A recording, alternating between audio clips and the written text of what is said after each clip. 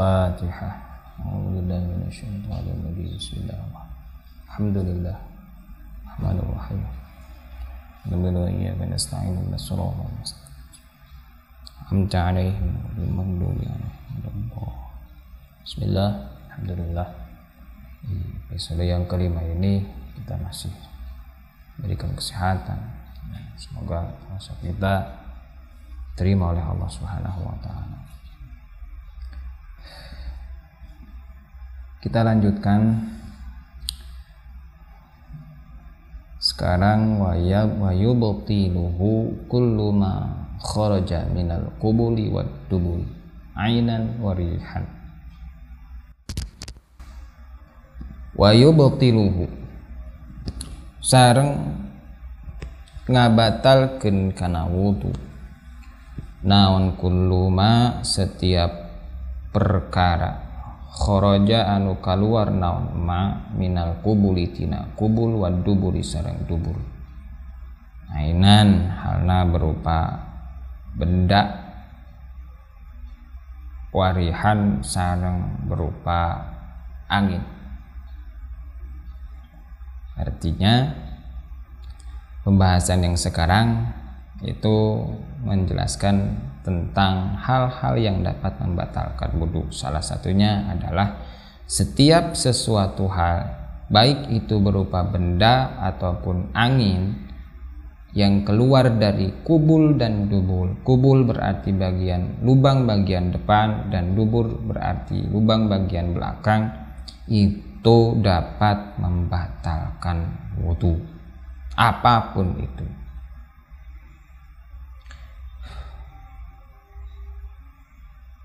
Walam suhuma sareng nyampak kubul sareng dubur bibutunir rohati ku dampal panangan au butunil asabi'i atanapiku dampal pirang-pirang ramok min nafsihi tina dirina sejalma au goirihi atanapi salianti itu jalma walau liwaridihi sok sanajan ka anakna itu jalma as-sagiri anu alit. Yang kedua yang membatalkan wudu itu adalah memegang dubur dan kubul dengan telapak tangan ataupun dengan jari-jari tangan bagian dalam. Ini berarti baik itu kubul dan dubur dia sendiri ataupun orang lain.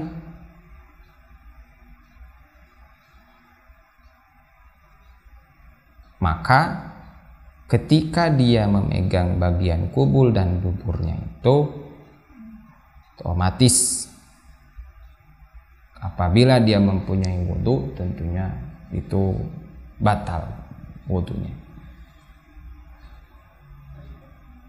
Adapun orang yang dipegang, kalau orang itu laki-laki, maka orang yang dipegang itu nggak ikut batal. Terus, kalau dia tidak ikut megang,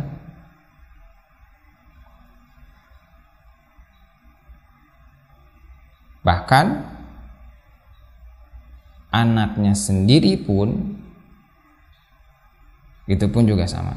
Kalau dia memegang kemaluan anaknya ataupun dubur anaknya yang masih kecil, maka batal wudunya otomatis. Watalaqi basyaratai zakarin wa unsa. Watalaqi sareng paantel basyaratai dua kulit zakarin pamaget wa unsa sareng istri. Balagha anu balig zakar sareng unsa anu tos dugi punten. Balagha anu tos dugi naon saha zakar sareng unsa haddas syahwati kana batasan ayana syahwat. Laisa sanes bainahuma anu tetep antarana zakar sareng unsa naon mahramiyatun anu bangsa mahram binasabin kusabab nasab au rodoin atawa sasusu au musahiratin atanabi mertua bila hailin kalawan teu aya hahalang. Nah, yang ketiga yang dapat membatalkan wudu adalah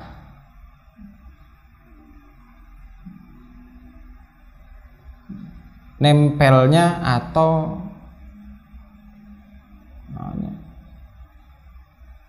paantel.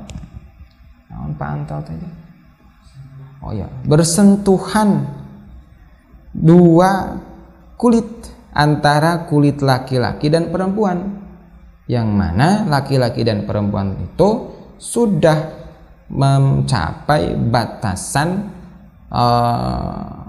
syahwat, artinya yang sudah baligh.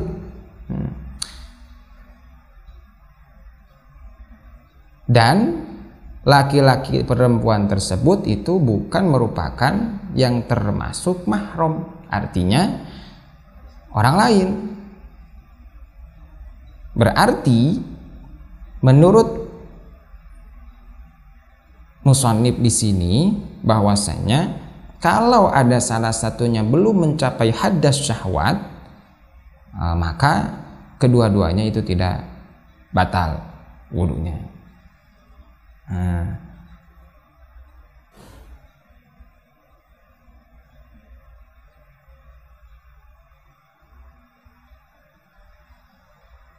Atau tidak membatalkan wudu kalau kita bersentuhan dengan seseorang apabila orang tersebut itu merupakan menurut mazhab yang lain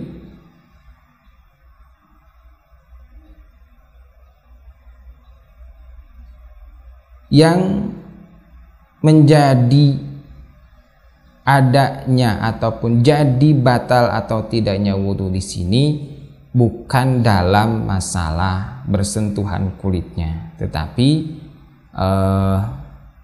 ada syahwat atau tidaknya. Meskipun tidak bersentuhan, kalau ada syahwat menurut mazhab yang lain itu bisa membatalkan wudu. Ketika kita melihat seseorang ataupun bertemu dengan seseorang yang mana orang tersebut bisa mendatangkan kita atau bisa terjadinya atau adanya syahwat di dalam diri kita. Ketika ada syahwat, maka otomatis wudu kita batal. Itu menurut mazhab yang lain. Kalau di sini yang menjadi permasalahan adalah talaqinya, yaitu bersentuhan kulitnya. Nah, terkecuali kalau bersentuhan kulit dengan mahram. Mana yang termasuk mahram? Binasabin. Satu yang termasuk mahram itu adalah orang yang satu keturunan dengan kita, au rodoin ataupun satu susu dengan kita, au musahiratin ataupun yang menjadi mertua kita. Dan di sini dijelaskan bahwasannya fal mahramiyatu isnatani wa isruna, ada 22 orang yang termasuk mahram. Mungkin kalau disebutkan ini terlalu lama. Kita lanjutkan. Itu pun juga bila hailin, kalau tidak adanya penghalang. Adapun kalau ada penghalang antara kita dengan orang lain, yang mana orang tersebut sudah baligh, lalu kita bersentuhan, namun dengan adanya penghalang itu, maka wudunya tidak batal. Wazawadul akli, sareng hilangna akal, illaman kecuali jalmi nama anu kulem saha jalmi qaidan halna anu calik, mumakinan tur anu netepkeun halqata duburihi kana bubuleudna duburna si jalma, wa ma sareng kana perkara haulaha anu aya dina sekitaranana itu dubur. Yang keempat, yang ketiga yang membatalkan wudu itu adalah zawalul akli, hilangnya akal.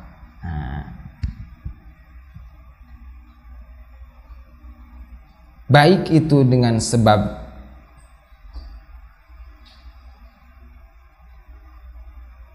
mabuk ataupun kita mengalami ketakutan yang memang benar-benar sangat takut, ataupun adanya penyakit panas yang sangat luar biasa sehingga menghilangkan dizawali tamyizihin. Sini dikatakan hilang tamyiznya kita, maka itu masih termasuk zawalul akli sehingga bisa membatalkan wudu, kecuali seseorang yang tidur, yang mana tidurnya orang ini sambil duduk dan tidak merubah posisi duduk dia.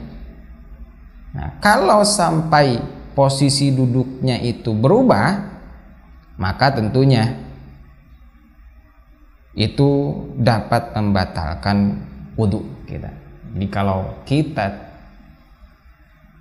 pengen wudunya tidak batal dengan cara tidur, maka tidurnya itu duduk. Nah, tapi jangan sampai merubah posisi halqata duburi wa ma haulaha. Posisi dubur jangan sampai terangkat. Kalau sampai terangkat, maka tentunya itu secara otomatis akan membatalkan wudu kita. Wa ammal ghuslu, sareng anapun ari adus, fayajibu maka wajib alar rajuli ka pamagat wal mar'ati sareng istri idza kharaja di mana-mana keluar di ahadihima pikeun salah sawiosna rajul sareng mar'ah naon maniun mani fi yaqzatin dina waktu hudang au naumin atanapi bobo walau kotrotin sok sanajan sagejrotan.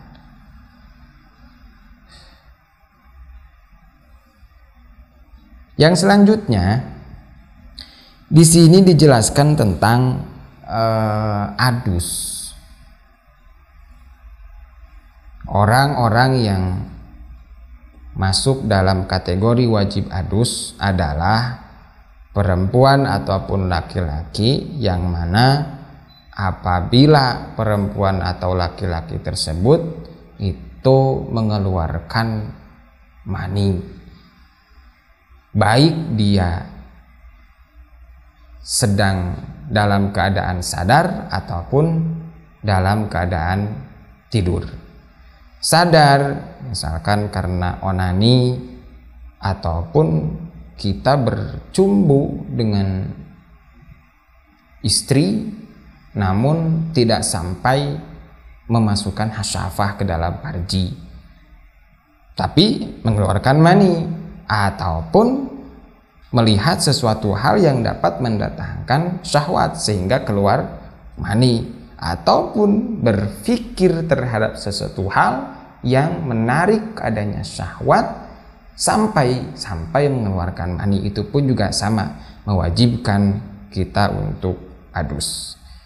Atau orang yang tidur yang mana tidurnya ini biihtilamin walau qa'idan, tidurnya itu sampai bermimpi jima meskipun tidurnya itu sambil duduk. Kalaupun dia sebelumnya mempunyai wudu dan dia tidur terus dia bermimpi jima dan keluar mani, maka kalau tidak merubah posisi duduknya itu tidak membatalkan wudu tetapi wajib untuk adus tetap, karena mani itu mewajibkan adus tetapi tidak membatalkan wudu. Walau kotratan, meskipun mani yang dikeluarkan itu cuma sedikit. Lanjut. Wa idza walajat sareng di mana-mana memasukkan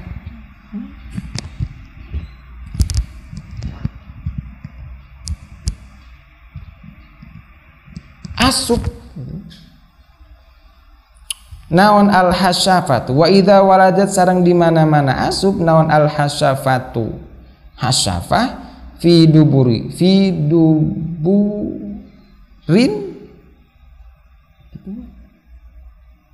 dina dubur au kubulin atanapi kubur wa illam yakhruj sareng lamun henteu kaluar naon maniun mani wa illam yakhruj sok sanajan henteu kaluar naon maniun mani wala waqa'a sareng henteu hasil naon intisyarun ngaceng gitu. Ngaceng bahasa Jawa gitu. Kalau bahasa Sundanya itu melegeng. Kalau bahasa Indonesianya tegang. Mungkin itu. Selanjutnya yang mewajibkan adus itu adalah masuknya hasyafah. Hasyafah itu masuk ke dalam dubur ataupun kubul, meskipun duburnya itu merupakan dubur jin ataupun dubur mayit ataupun dubur khunsa atau dubur hewan. Itu sama, wajib untuk adus. Au kubulin ataupun dimasukkannya itu hasyafah ke dalam kubul, meskipun hasyafah itu masih merupakan hasyafah yang belum dikhitan, kulfatan, walau kulfah, meskipun hanya masih berupa kuncluk gitu. Wa illam yakhruj maniun, bahkan meskipun ketika dimasukkannya hasyafah ke dalam kubul atau dubur itu tidak mengeluarkan mani, tetap sama wajib untuk melaksanakan adus. Bahkan wala waqa intisyar, meskipun hasyafahnya itu tidak tegang gitu ya, sama wajib adus kalau hasyafah itu sudah masuk ke dalam kubul dan dubur. Kenapa seperti demikian? Karena kita mengikuti salah satu hadis yang disabdakan oleh baginda kita semuanya, idzal taqal khitanani faqad wajabal ghuslu. Idzal taqa, apabila bertemu apa al khitanani, dua persunatan, faqad wajaba, maka nyata wajib, telah wajib. Nah, apa al-ghuslu, adus. Nah, itu mungkin hadis yang menjadi rujukan tentang diwajibkannya adus apabila hasyafah masuk ke dalam dua larangan, salah satu dua larangan, yaitu kubul ataupun dubur. Wa yajibu sareng wajib alal mar'ati ka istri idan qata'a, di mana-mana pegat naon haiduha, hedna istri, au nifasuha, atanapi nipasna istri, au waladat, atanapi ngalahirkeun saha istri, walau alqatan sok sanajan eta darah kimpel, alaqah, daging kimpel. Nah, karena ada alaqah, ada mudghah.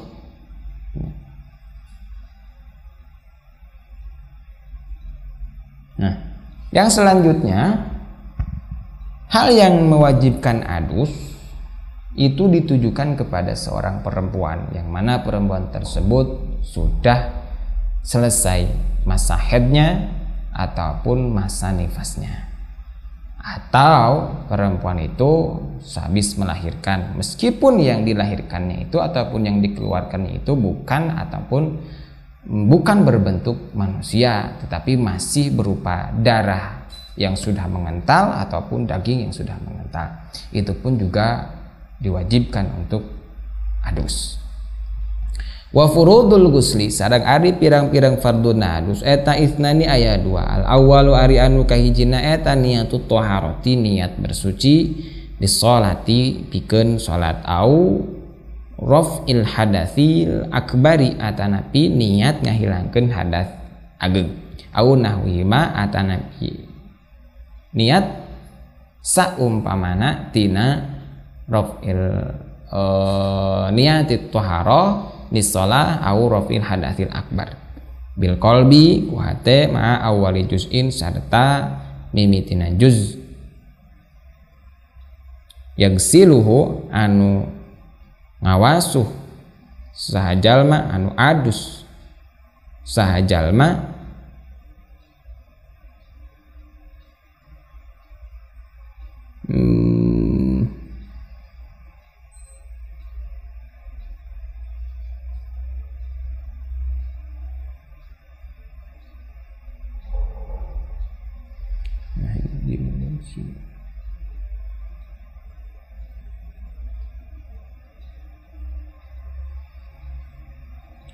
yagsilu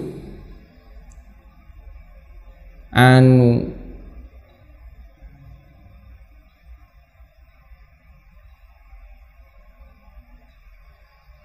adus sahajalma min badanihi tina ngawasuh sahajalma min badanihi tina sebagian badana itu jalma. Nah, maksudnya untuk sekarang dijelaskan tentang fardu-fardunya adus ataupun mandi besar, yang mana yang termasuk fardunya adus itu ada 2. Yang pertama niatnya itu mau niat kita bersuci untuk melaksanakan sholat ataupun niat untuk menghilangkan hadas. Nawaitu toharota bis-sholati fardhon lillahi ta'ala, cukup seperti demikian juga. Ataupun nawaitu raf'al hadatsil akbari fardhon lillahi ta'ala, atau seperti itu. Niatnya sama seperti niat di dalam melaksanakan wudhu, yaitu wajib ada di dalam hati beserta kita memulai membasuh salah satu ataupun sebagian dari anggota badan kita. Fama maka ari perkara ghasalahu anu ngawasuh sahajal maka nama qoblaha sat anu tetep sate acan niat layasihu maka henteu sah fayajibu fayasuh maka henteu sah naon ma ghasalahu qoblaha fayajibu maka wajib naon i'adatu ghaslihi ngauwihan ngawasuh ma ghasalahu ba'daha dina sabadana niat. Artinya anggota tubuh atau anggota badan yang dibasuh, yang mana dibasuhnya ini sebelum kita berniat, maka anggota badan yang dibasuh itu tidak sah, bahkan wajib untuk mengulang kembali dalam membasuh anggota badan yang dilakukan sebelum kita berniat. Nah, mungkin seperti itu maksudnya. Atsani ari anu kaduana eta ta'mimu badanihi ngarataan badana si jalma bil ma'i kucai al basyarati kulit si jalma wa sya'ri sareng buluna si jalma. Fayajibu mangka wajib naon ghuslu batini kathifis sya'ri, ngawasuh lebetan atanapi lebet rambut anu kandel. Artinya yang kedua dari fardu adus itu adalah meratakan dalam membasuh badan, seluruh badan, baik itu kulit, meratakan air ketika kita membasuh seluruh badan, kulitnya, bulunya, bahkan zahiron au batinan, luar dan dalamnya, itu pun juga sama, wajib harus dibasuh ketika kita melaksanakan adus. Fayajibu, maka wajib membasuh ghuslu batini kathifis sya'ri, membasuh bagian dalam yang mana terdapat dalam ataupun tertutup oleh bulu yang tebal. Seperti halnya kalau seseorang mempunyai jenggot yang tebal, maka wajib dalam jenggotnya itu dibasuh ya, dengan cara dimasukkannya jari-jari kita ke sela-sela rambut itu atau disuai-suai, nah, seperti itu. Kalaulah tidak seperti demikian, bahkan kalau memang tidak terasa samparnya air kepada kulit gitu ya, yang terdapat di dalam rambut ataupun bulu yang sangat tebal itu, maka wudhunya itu ataupun adusnya itu itu tidak sah gitu ya. Artinya anggota tubuh yang belum dibasuh itu ataupun belum sampainya air ke dalam kulit anggota tubuh itu harus diulang kembali. Adapun sisanya itu tidak usah, nggak harus diulang kembali keseluruhannya, tetapi sebagiannya saja yang belum terbasahi dengan air. Lanjut, wayajibu sareng wajib naon ma ngabasuh perkara ya rohu anu ningal kana ma saha an-nadhiru jalmi anu ningali minal udhuni tina cepil ay simakhil udhuni lubang cepil, wa ma sareng perkara yadharu anu katingal naon ma halat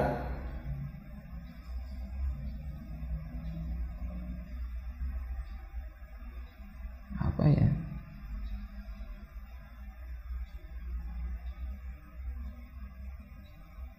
halat luwatayu kawit taguti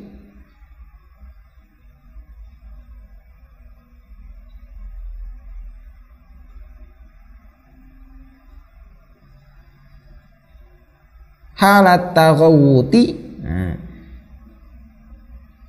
kedina nalika micen minad duburi tina dubur wa tobaqotihi sareng pirang-pirang lumpat lepitna dubur, wama sareng perkara yadharu anu katingali naon ma min farjil mar'ati tina farjina istri ida jalasat di mana-mana calik saha mar'ah ala qadamahin tepan kana dua dampal sampai anak itu jalma, wa batini kulfatin sareng lebetan kunclup nasi jalma, wa batini kulfatiman sareng lebetan lebet kunclup nasi jalma, lam yahtan anu ta'acan dihitan saha jalma, wa ma sareng perkara tahtaha anu tetep dina handapen kulfah, fayajibu mangka wajib naon ayajriya yen berjalan ngalir naon alma'u cai bi tabaihi ko tabiatna cai ala kulli dzalika kana sadayana itu anu tos dicarioskeun. Maksudnya tos berarti alhamdulillah untuk episode kali ini mungkin cukup sekian. Mohon maaf apabila banyak kesalahan. Assalamualaikum warahmatullahi taala wabarakatuh.